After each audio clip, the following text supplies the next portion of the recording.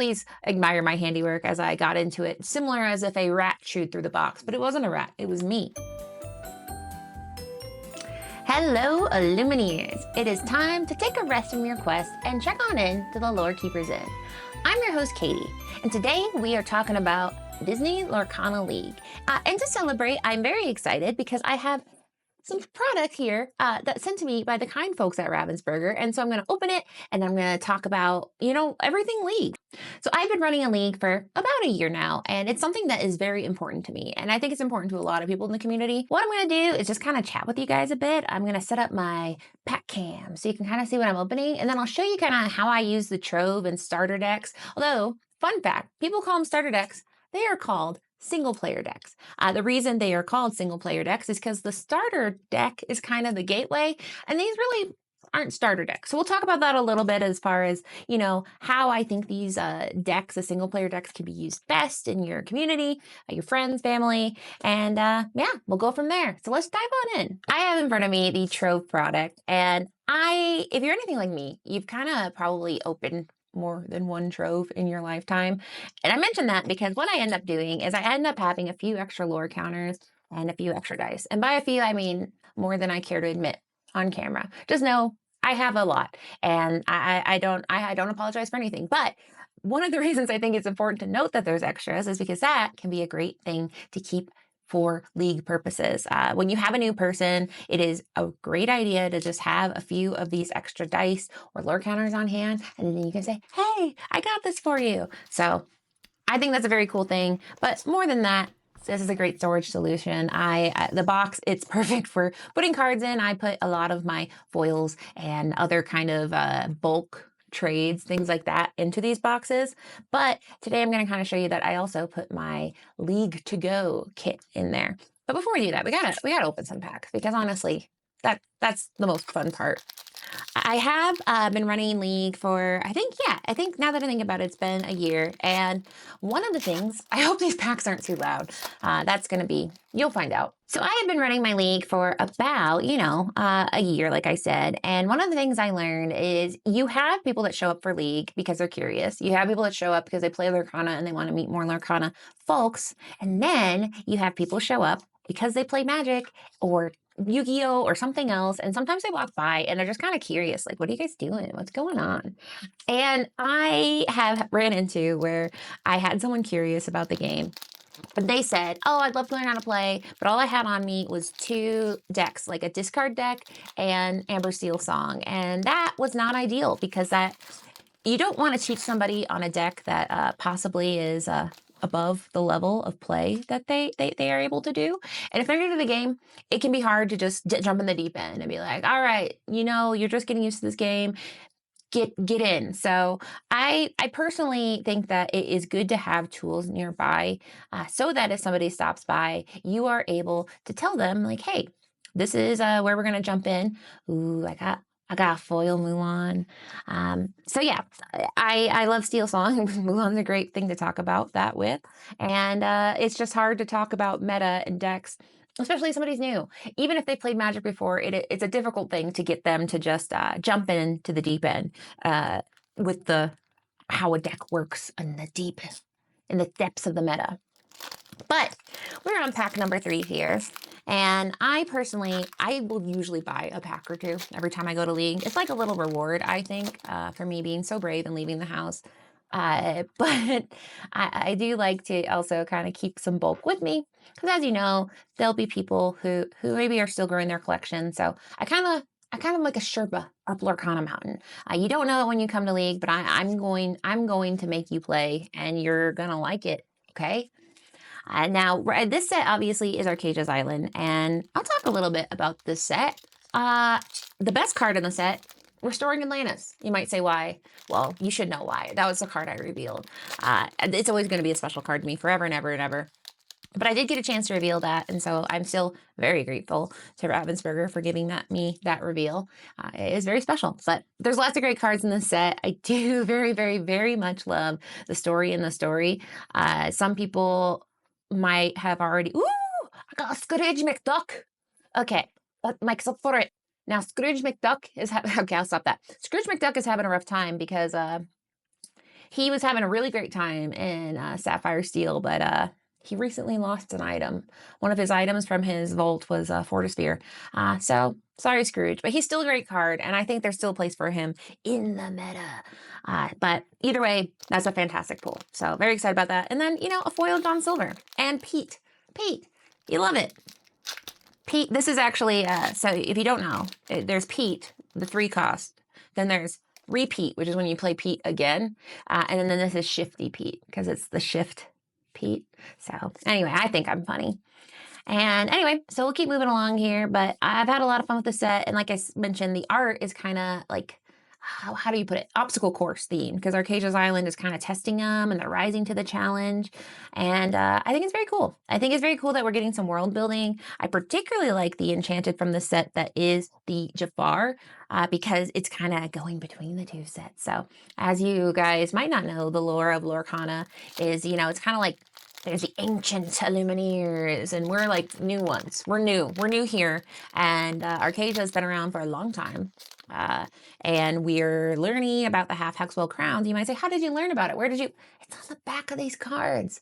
So if you read them, there's 20 cards, put them in order, and it'll kind of tell a story about how like they got there, and they kind of talk to her, and they talk about the half Hexwell crown, which, as we know, Ursula had it. We were like, we're good. We don't need to worry. And then Jafar, Jafar said no. So Jafar's in there. We got another Pete. So the world is telling me, hey, you need to play Emerald Steel discard. Spoiler alert, I won't do it. I can't do it. I can't handle it. But anyway, this is kind of one of the more world buildy sets that we've had. Ursula's Return was definitely a world building set, and I think this one is as well. So I'm a big fan of that aspect of it. And then another thing is if you take these little tokens, they make a flip book. So if you're somebody that likes these like little, I call them tokens. I don't really, they're more, I don't know what the official name is for it, if we're going to be honest with each other. But they are, they tell a story, they're a flip book, and some people will use them as ink tokens. All right, we got Baymax Mittens. Okay. I am very excited. So this, I want you to know that I truly believe the way to pull an enchanted is to completely give up on the possibility of pulling one. And I didn't even I was like, that's not going to happen, because I don't think I've ever pulled an enchanted from a trove. But look how beautiful she is. It is the Show Me More card. Each player draws 3 cards. So she's the Evil Queen, but that's pretty nice. And it kind of matches my nails. So this seems pre-planned, but it is not. And I'm very excited because I love enchanteds. If you saw, I made a whole video today showing my little enchanted collection. Was that the last pack? Let me count. Nope, there's one more pack. Okay, but I'm so excited. Okay. I wasn't prepared for that. Okay. Anyway, moving on. So we're on to the last pack. My favorite, if anybody's ever seen this, where somebody buys packs and they're like, this one kind of looks weird. What's the deal with this one? And you're like, that's an enchanted. So that's always a heartbreaker when you buy packs for somebody and then they open it and you find out that, yeah, they pulled an enchanted in their first pack. But I'm feeling very lucky. That is very, very, very cool. The set, the art is very reminiscent of, technically the Silver Age of Disney. We can go into that. I have videos. It's called the Eras Tour. I only did 2 eras. But essentially, this is the art that you would see in the era of Sleeping Beauty, things like that. I need to look up, I remember the guy's name, but now I just forgot it. But either way, Mary Blair is another artist that is very evocative of this time period. And we got Stabbington Brothers. Stabbington Brothers, a little less exciting than Baymax and John Silver. And a little less exciting than that. So yeah, that was wow. Okay, so that was my my little trove here. So I'm gonna clean up, and then we can talk about the starter decks, which aren't starter decks. I already said that they're not. They're single player decks. But anyway, we'll talk about those. So now we're going to go ahead and talk about the single player decks. Now, I will be honest with you. I have not played a single player deck in a few sets. And that's a little bit because, I'm a pro now, okay? I don't need it. But I do think they are very good to buy for a couple of reasons. First off, it is fun to try out the new cards. Second off, you can get, for example, this one, which please admire my handiwork as I got into it, similar as if a rat chewed through the box, but it wasn't a rat, it was me. But they are very cool to have for a few different reasons. I think the number one reason is, it's a fun thing to have around where it's just a pre-built deck. If you're somebody like me who, is very, I'm a pro gamer. I play the meta, you know, all that fun stuff. Maybe you don't buy them, but let's say you are somebody like me that is a completionist and you just like to buy what comes out on release day. I think there's still a good purpose for them. And that's one of the reasons I want to make this video, is to kind of talk about, you know, what can you do with the starter deck? And the answer is play with it and then pass it on, which is crazy. You know, passing cards to somebody else, they're my cards, I'm not sharing. But in each of these, you guys have probably seen these many times before. We've got the quick start rules. We've got the playmat. I mean, I can put this playmat on top of my very cool Cinderella playmat. But it's a nice little tool. It is designed to get you started. And I think if I had somebody come to League, I would be very honest with them and be like, have you played a TCG before? If the answer is yes, then yeah, I think a starter, skipping past like the starter gateway and going straight into these single player decks, you could probably do it. The books are designed to kind of get you started, let you know about all the different ins and outs, and this can be nice for people to just kind of take home with them. And even talks about multiplayer games and building cards or building decks. So it's a very nice thing to keep around even after you're done playing with it. And it comes with 2 booster packs. So this is where I have confession time. I've bought a lot of starter decks in my life. In fact, I've bought some starter decks simply because I wanted the pack. And you might say, Katie, that's crazy. But unless you lived through first chapter in Rise of the Floodborn, you wouldn't understand. And to be fair, some people that lived through the first chapter in Rise of the Floodborn wouldn't understand either. But there was a couple times in a moment of desperation, I did buy a single player deck exclusively for the pack. And I don't have an excuse for it. I just really wanted cards. But it ends up being a happy thing because now I have extra starter play sets, starter deck / single player decks. They used to be called starter decks, so I use that term interchangeably. But I bought them simply for a pack. And I have no regret because I love opening packs. And back then, you took what you could get, okay? These were hard times. Now you can get cards anywhere. But back in my day, we went to Target every day and we liked it. So let's go ahead and see what we have in this starter deck pack. I don't know if I can top it. I've kind of already gone over the mountain of coolness. We did get Anna. That's fun. I like that one. If you don't know, this one has kind of a mirror art with Elsa. I love when they do that. It's kind of it'll either echo the art in one card in another, or it'll be extended. A great example of that is the 7 dwarfs in the Rise of the Floodborn. They all make like a little scene. Another one is Jacques and Gus Gus. They're the emerald cards. Oh, it's so cute. So anyway, on to the next pack, and then we can talk about building my little trove box that I bring with me to League each week. I hope this pack isn't too loud on camera, but we are going to find out. All right, so moving on here, we got the last pack. Last pack magic. That's the thing you'll hear. You hear last pack magic and car pack. Car packs are supposed to be lucky. Haven't experienced that. That was second to last pack that I got my cool card, and this is Gwenge. It's Gwenge, which that's lucky. He's enchanting to me. But anyway, so those are the cards that I got in my starter deck. But now for the last part, I'll kind of show you what I keep in my little League Go box. I got to think of a better name for it. But anyway, what I bring to League, so that way if somebody comes up and says, hey, what are you playing? This is what I bring to them. So in front of me, I have something that is kind of an unrelated and related at the same time. I keep saying starter deck and then single player deck. The Gateway is a product that I quite like to have around. Now, like I said, I'm advanced. I don't need it. But if you have anyone in your family that is curious about Disney Lorcana, or if you run a league, I highly recommend getting one. They're sometimes on sale on Amazon or Target. And the reason I like them is because it's really, truly designed to be like you are new to TCGs. It starts you from the very beginning, and it'll walk you through all of it. And it's very cool because they have the little starter deck, and then you kind of level up through the different levels. So I have them still in their pack because honestly, I'm saving it for a time where I ambush them and make them play Disney Lorcana, and I'll do it.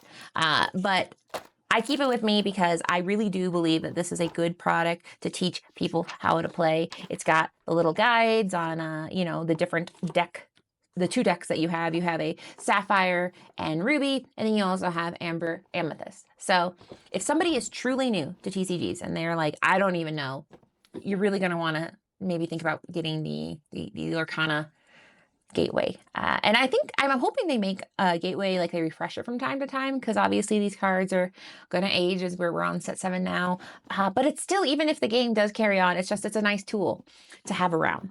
But when we're talking about League, we also are talking about these beautiful little single player decks.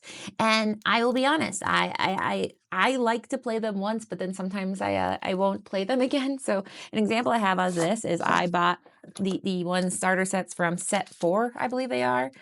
Yes, set 4, because I bought the, let's see here. Are they all mixed together here? No. So I have the 2 decks here, where one is Sapphire Steel and the other one is Amber Amethyst. And it's all sleeved up because I played with it a few times. And what I do is I played with it, had fun, and then I put it in my little League box. Because honestly, there's a couple cool things. If you have it sleeved up, then that way if somebody's like, hey, I want to learn how to play, you have 2 sleeved up single player decks ready to go. But then this is where we listen and we don't judge. So you cannot judge from what I'm about to show you. I have a lot of starter decks that I have not played, and they range from, we've got all sorts of ones. We got second chapter, first chapter, second chapter. That's not an official term. We have Rise of the Floodborn, first chapter. I believe this one looking here is set 3. And now I have a couple from set 7. And you might say, well, open them and sleeve them up. And I might, but I like to give them out.